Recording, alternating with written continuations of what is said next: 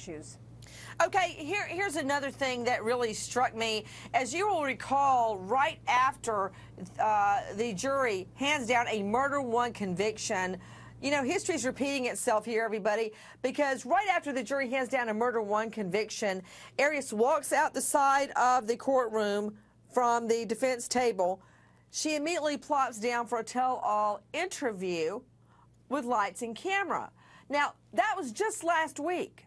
But when she was speaking to the jury in the last hour, she says, since I made that statement, I've had time to regain perspective. It's only been a few days.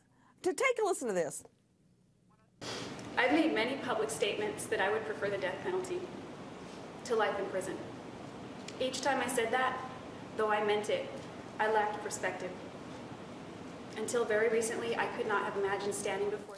Okay, back to you. Jean Casares joining us at the courthouse. Beth Karras with us also. To Matt Zarrell, also on the story, lack perspective. It just happened last week.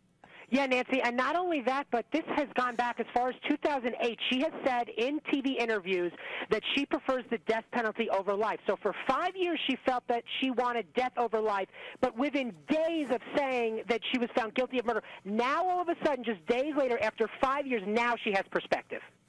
You know, take a look at the audience listening to her speak. Could you show that again, Liz, please? Jean, how was the audience listening? How did they react to Jodi Arias claiming she should live because she's going to start a recycling program and a book club? You know, Nancy, I'm sitting behind the Alexander family, so I couldn't see their facial expressions, but it was a packed courtroom. There wasn't a seat in the room, and I looked at the jury.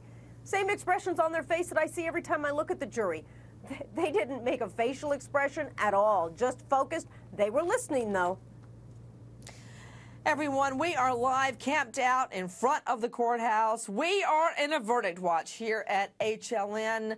You know, the evidence clearly spoke, clearly screamed out for a murder one conviction.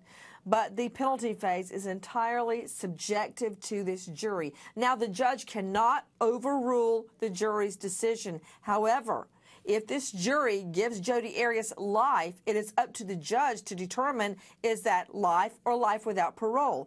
If she decides to go with life, Jodi Arias can walk in about 20 years for behavior, good behavior behind bars.